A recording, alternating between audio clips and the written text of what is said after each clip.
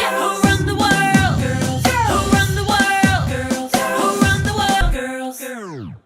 Hello, and welcome to another episode of She Worked Hard, Real Women, Real Life, a platform to tell our stories. I'm your host, Lauren Maley, and today we are welcoming Helen, my beautiful, talented stepdaughter who is here with us today to tell her story. So with that, welcome, Helen.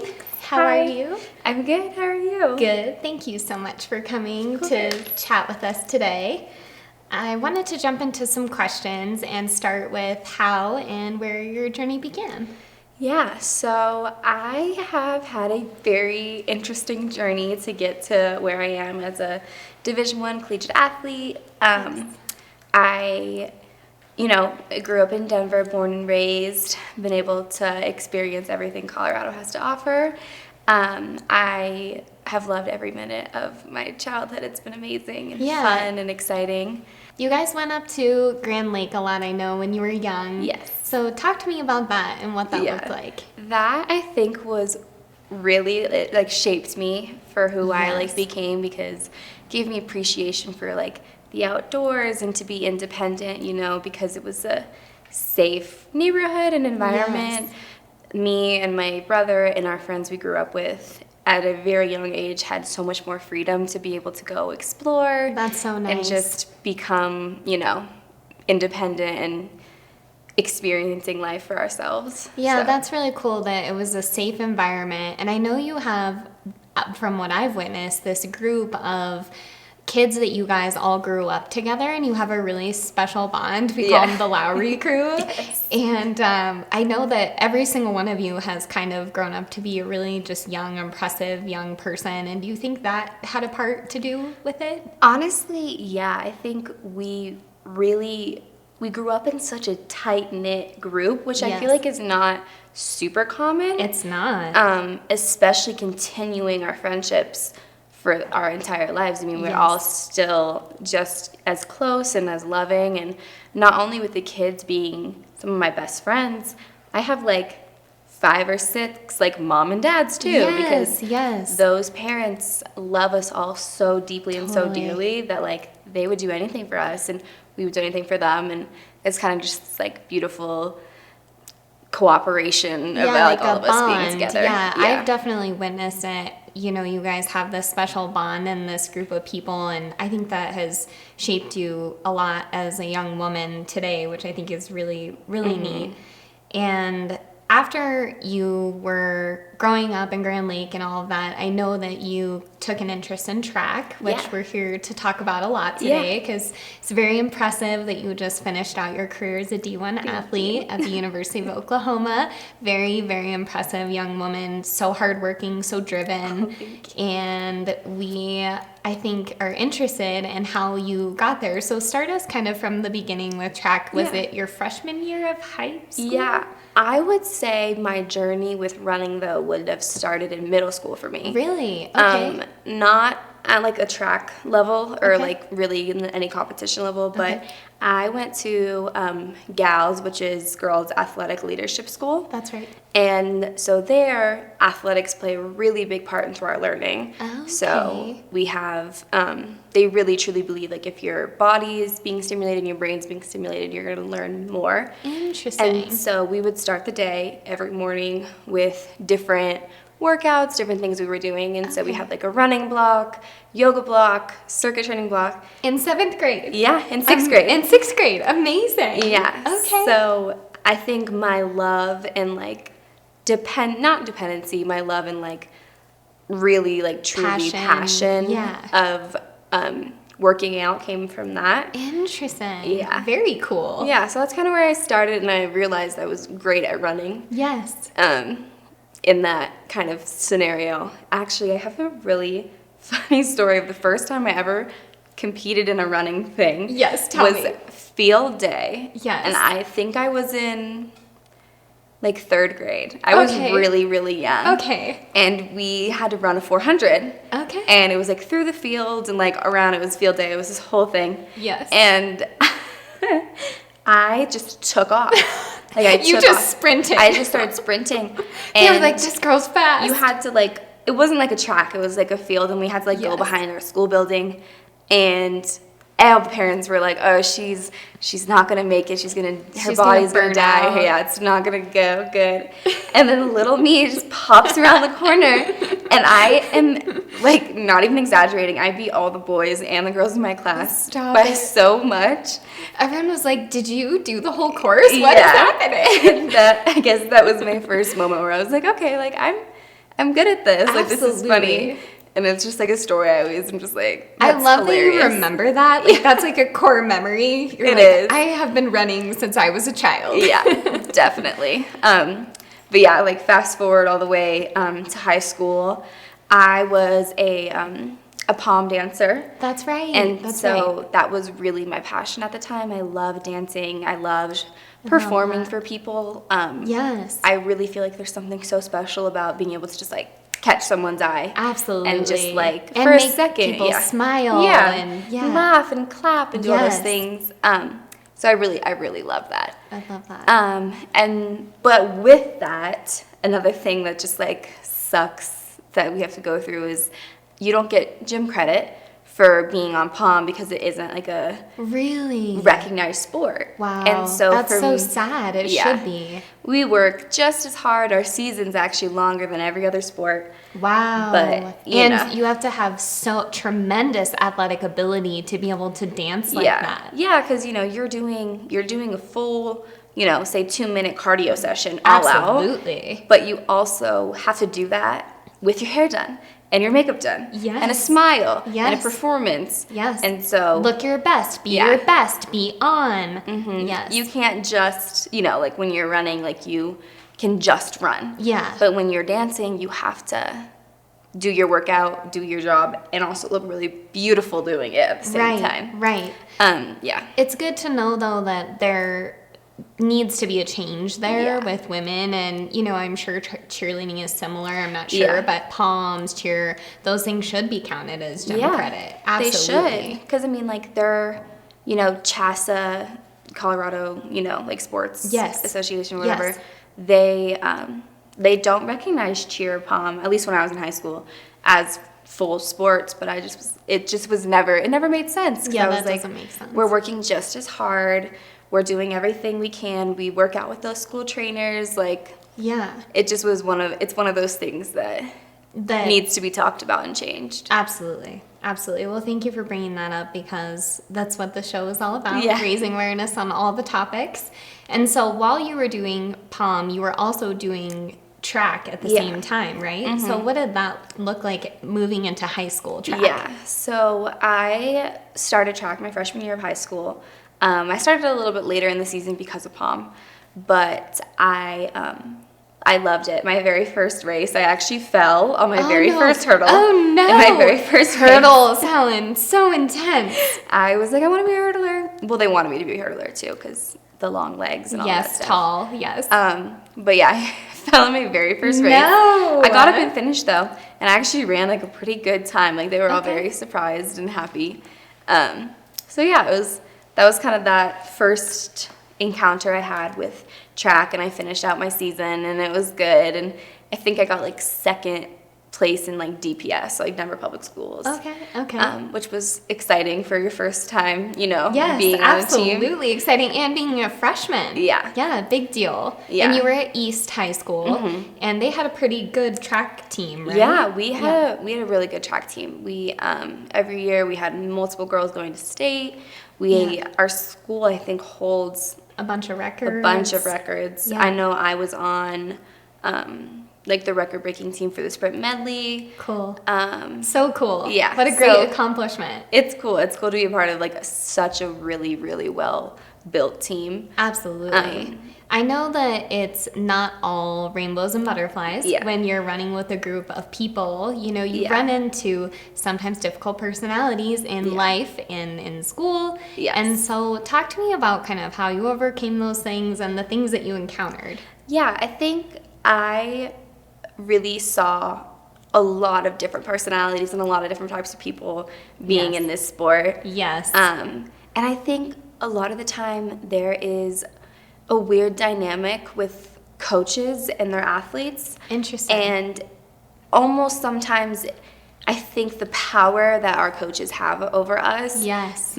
gets to their heads a little bit. Yeah. Because the amount of stories, like, just being an athlete for years is crazy, because it's like, Yes. wow, like, a lot of people have had really bad experiences with coaches. Yes. And because It can they make have, or break you. Yeah, make or break your love of the sport, Yes. your self-esteem, your confidence. Absolutely. And so I was blessed to have some really great coaches. Yes. And I was also, I see it as a blessing to have really bad coaches, because I got to learn and overcome and how to work with people who are have different morals than me, have different standards than me. Absolutely. And like overcoming that. But yeah, running anything in high school, sports athletics wise, there's going to be challenges. Absolutely. And you have become such a resilient young woman, and I know that that's because of challenges that you've faced. And Yeah. I love that you see that as a blessing. It's such a great perspective, and I think it's really important to keep your goals in mind and not let other people derail you. Yeah. Even if they're coming into your circle and they're bothering you or they're psychically attacking you, you know, you just have to say, I have my goals Yeah. and I have my goals in sight, and I'm not going Yeah. to let that go. And you've done that. Yeah. And so after high school, what does the process of applying to a D1 school look like? Like, how Yeah. do you do that? How do you get a scholarship? Yeah. How is that even a thing? So I think the experience is not talked about enough for Yes. the athletes who are Which is not. why we're here. Yeah. If you are not the top 5 in the nation, right? Yes. You are not gonna be being sought after. Right. They're like, those girls are getting. I was able to see how it looked for girls like that, because we had one of the fastest girls in the nation on my team, and so I Yes. saw how it was looking for her, and the Yes. coaches were coming to find her. They were coming to talk to her. Yes. They were putting in a lot of effort to get her to go to their school. Yes. But I was not top in the nation. I was a great runner. Yeah. I had great times. I, had a great high school career. Great attitude, great team member. But, Yes. the attributes that I have of, Yes. teammate and, supporter and coachable, Yes. those don't show up on my mile split. That's right. Those That's don't show exactly up in my times. right. So for the rest of the athletes Yes. who are not Which is the majority. Yes. you have to you have to put in a lot of work to be able to Yes. get the opportunities you want at Division I level. I mean, I put in a lot of effort and a lot of time into contacting coaches, emailing them, Yes. setting up phone calls, going to visit them so they can meet me in person. So it's really important to self-advocate. Yeah. Because if you don't, you probably won't get where you want to be. Yeah. Is that Yeah. kind of... You kind of have to. I saw it as pitching myself to them. Yes, Because absolutely. I would do this on phone calls. I'd be like, all right, coach blank from whatever university. I'm like, okay, maybe I'm not going to be the fastest recruit that you have coming in. Yes. But I promise you that no one is going to work harder. No one is Absolutely. going to be as coachable. No one is going to be more dedicated Yes. than I am. And I was like, you're going to take a risk on me because I'm gonna prove myself to you in some way or another. Absolutely, and you did. Like, such a young woman with such a mature message at such a young age is so impressive. And I hope that other people watch this and see you can advocate for yourself, even if you are young and Yeah. people aren't ringing your phone. Yeah. You can ring their phone Yeah. and you can change the narrative around what your future looks like. That's so powerful. Super powerful. Yeah. So it worked, Yeah, it obviously. did. So talk to me about that. Yeah, so I visited a bunch of schools. I Yes. got to talk to a lot of coaches from all over the country. Yes. And then I ended up picking Oklahoma. Yes. So, Such a great choice for Yeah. you. It's been an amazing school. It turned out to be one of the best decisions I've ever made. Yes. Genuinely could not be happier with where I ended up being. It was right for me. Absolutely. And I felt it was not everyone, I guess, gets to experience this, but when I got onto campus and I was on my visit talking to Coach Harrison, I was like, this is where I'm meant to be. Like, this feels Yes. like a space that I'm going to be okay in. Yes, I love that. I had that feeling. Yes. Yes. It felt just like calm and your intuition ready. Yeah. knew. Yeah, so listening to that I think is another important thing. Definitely. Because, there was other schools that might have offered Yes. more money, different things, but I was like, no, OU is the right place for me. Yeah, so it's important to go visit the school and feel how that feels. Yeah. If you have that opportunity, and you had a good connection with the coach who I know took great care of you. He was great, yeah. And so when you got there and you commit, right, you're like, okay, do you sign a contract? You do, yeah. You do? Okay. You sign a letter of intent that basically says, like, you are coming here. And we're giving you money. And this is the X amount of money you're going to get for your 4 years. Okay. So, yeah, sign the contract. I was 17, so my parents had to sign it, too. Yes. So cute. But, because I've always been younger from my grade. Yes. But, yeah, so then you get to campus and you sign a bunch of more paperwork. And you then, get a uniform. Yeah, and then next thing you know, like, you're a full-fledged Division I athlete at a Power 5 school with, an insane teams across the board. I mean, we have so many national championships, from gymnastics to softball going back to back to our football team. And so transitioning from high school to this huge D1 school, I'm sure it was a level up, right? Did you get there? It definitely was intimidating. Yes. It was a very intimidating experience. I mean, I remember being a freshman, and like this third day we were even on campus. Yes. We had this like giant party outside the stadium for all the athletes. And I just was like walking around, and I was like, this is crazy, because I'm like, I'm this, just like I was 17, just starting out college, and So there's sweet baby. and there's, Jalen Hurts walking by, and there's all of these athletes who are so accomplished and who are about to make millions of dollars, and we're all just like coexisting in the same place, and it's a very weird experience. It's a very weird experience. Yeah. Well, now that you've graduated, it's very impressive. And, I want to talk about the fact that not only did you have an amazing D1 athlete career, and, you have become this young businesswoman, which I think is super impressive too. And so we will talk more about track, but I want to talk about school a little bit and how you managed your school schedule with your track schedule, because you graduated with a business degree, high in your GPA, just kind of killing it on all levels. And so it's really impressive, and I want people to know that it took a lot of hard work. I remember having conversations with you, and you're working from 5 a.m. in the morning going to a workout and not getting home until 7 p.m. at night, and like a lot of times that was your life, and you're like eating dinner by yourself in a cafeteria because it's closing down, because you're shutting down the shop. So talk to me about that. I think because of how much I did in high school, it kind of set me up for success of 20-hour practice weeks, and along with, 4 classes, 5 classes.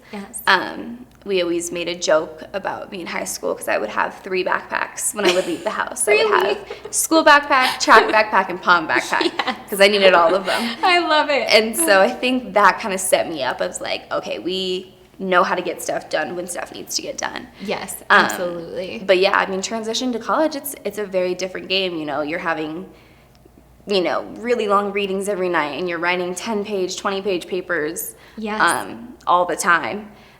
So it was a new challenge for me, but I think the support I was given from the athletics department and my tutors and everyone, also along the lines with my 504 plan that I have for my dyslexia. That's right. That gives me extra time, and that's a whole nother part of advocating for yourself and advocating for your education. Yes. Which is hard to do. It is hard. But it's always worth it. Yeah. Yeah, absolutely. And you, with school, I know for being at Oklahoma, you met some wonderful friends on the track team. Yeah. And so I know that was part of your success too. And through getting through, school and track and friendships, you kind of landed in your senior year in more of like an assistant coaching role. Talk to me about that and what that looks like. Yeah. So I did not have the let's say I didn't have the running career I thought I was going to Yes. have. Yes. I had goals of being, a super accomplished athlete, on the track. Yes. And I think I ended up being a super accomplished athlete off the track. Yes. Is how I would say it. Absolutely. And I was able to, take an assistant coaching kind of more position because of my injury. Yes. I had a really bad knee injury that has just constantly kind of been like chasing after me It for has years. been. Yeah. It's been running after you. Yeah, you it's been could running say. after me for years. So with that, I had to find a new place for myself because Yes, absolutely. I have been a part of my team or a team my entire life. It's Yes. been a dance team, a soccer team, a track team. It's anything. Absolutely. And so I was like, I need to be able to find a way to keep myself on this team, a part of this team, involved in this team, while also understanding my body wasn't going to be able to do that. Yeah, your body was done giving the most that it could. Yeah, it was done being able to perform at the level that I wanted it to Yes. at. Yes. I kind of carved this new position for myself with my coach, and I would assist with practice. I would, give her help in situations where she needed to focus on other girls and I could focus on these girls. And then also with that kind of assisting coaching, I was the team captain for the women's sprints team. And so Amazing. thank you. So impressive, Helen. It's so impressive. Took it upon myself to build and foster a community of women who are supportive of each other and who are holding each other up, not tearing each other down. And so in that position, I did a lot of bonding events. I did a lot of just helping the girls, talking to the girls, the younger ones, pulling them aside and being like, hey, check in. Are you okay? Do you need anything? Just building a more team cohesive environment, which I'm really proud of. I'm really proud of you too, Helen. I'm so proud of you. That needs to be the message across the board, and I think that it has become that way, definitely more. Mm-hmm. But raising awareness for that in itself is just super powerful, and the pivot that you did in the moment, thinking of that in itself is genius, and it's so valuable. Yeah. Those girls looked up to you, and they still do, even though you're retired now, but you impacted their lives in a really positive way, and that has to feel really good.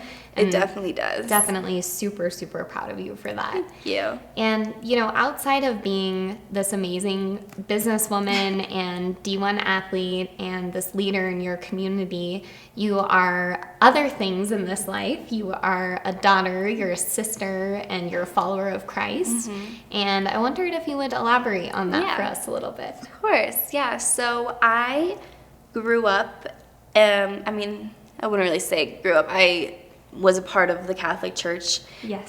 when I was younger, and I was baptized in the Catholic Church. I did my first communion in the Catholic Church.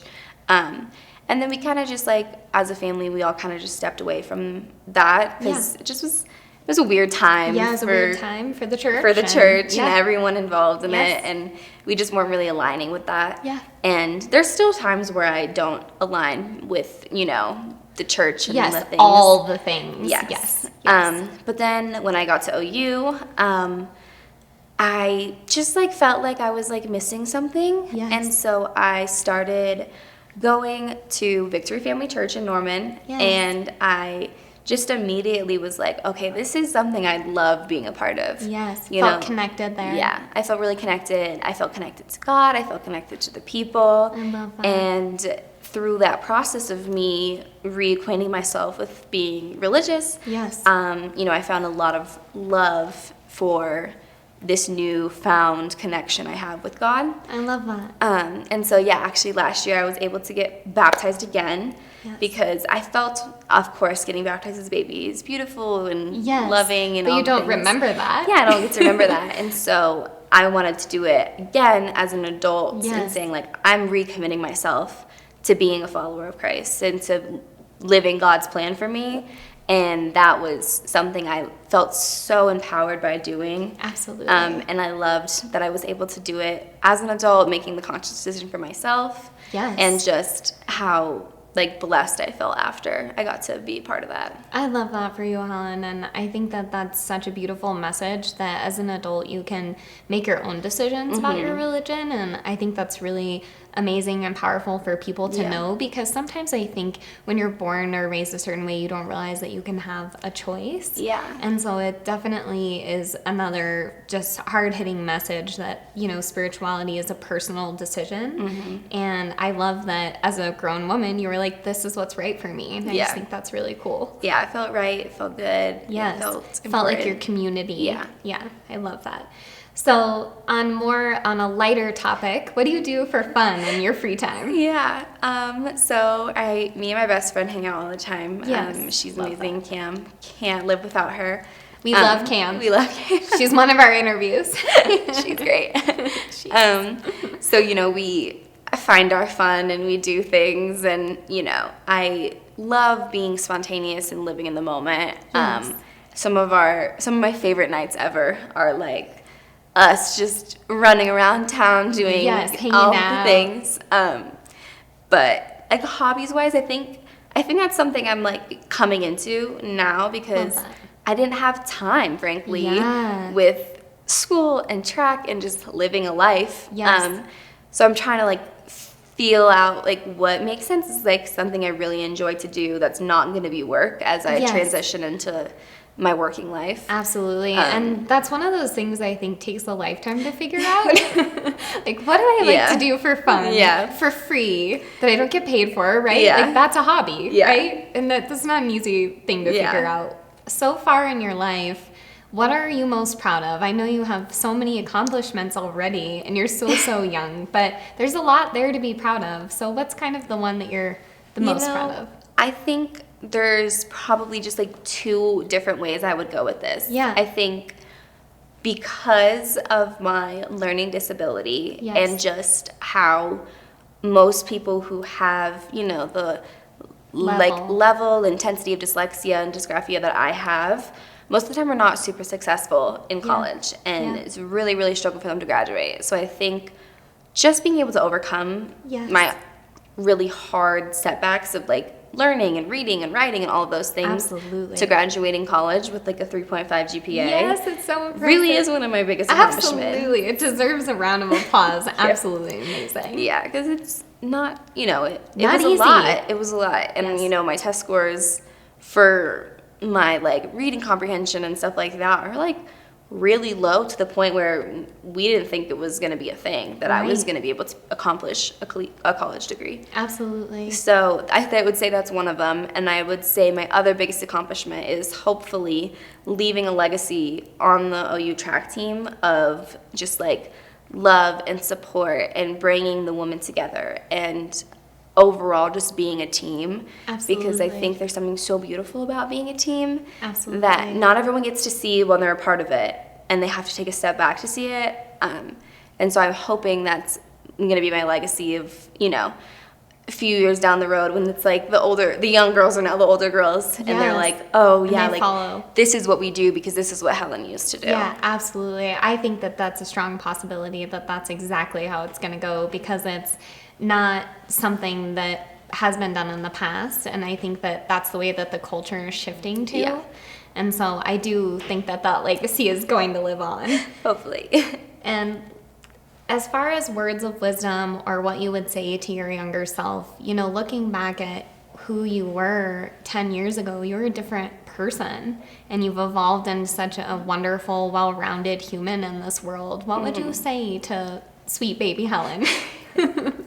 I would say just keep going, because I think there's been so many of my moments in my life where I'm like, this is just too hard. Like, this is Yes. just honestly too hard. Yeah, like I can't do it. Yeah, and just like also having hard things happen to you. Yes. And then just like sitting in the pain. Yes, And, I love that. you know, that's something that's really like can hinder your life. And so Yes. it's funny. My dad told me years ago, he was like, you can either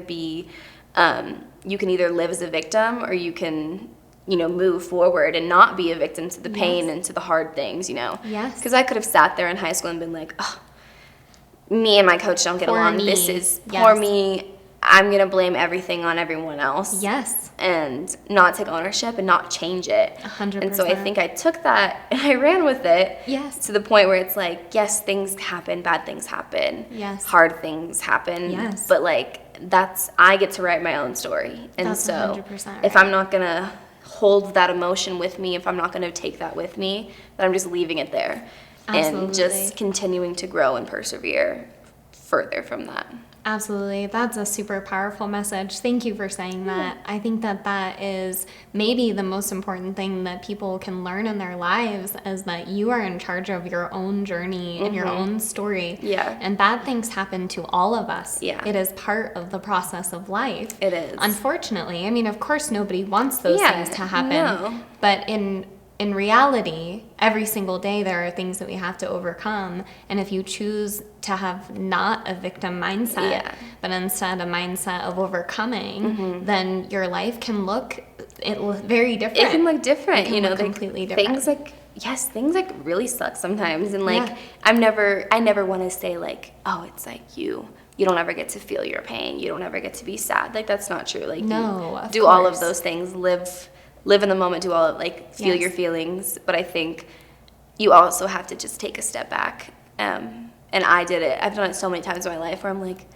this isn't my story right now. I'm living someone else's story. Absolutely. And so I'm like making the conscious decision to, just like, okay, Move I'm going to be forward. happy, Yes. because my life is happier when I'm When you in a have- better place. Yeah, when you have that mindset. Yeah. Well, thank you so much for coming today and sharing your story with us today, Helen. I can't wait to see, where you are in 10, 20, 30 years. I think you're such a powerful young woman, and you are so impressive, and you're resilient, and you're a bright light in this world. And I'm so grateful to have you as part of my family and to come on the show and share with other women, because it will help them understand how to get to where they want to go, or to know how to overcome certain situations and make a pivot if that's what's necessary. Yeah. And so for that, I just am very, very grateful. Thank you. So thank you so much for being here. course. And please remember that she didn't get lucky. She worked hard.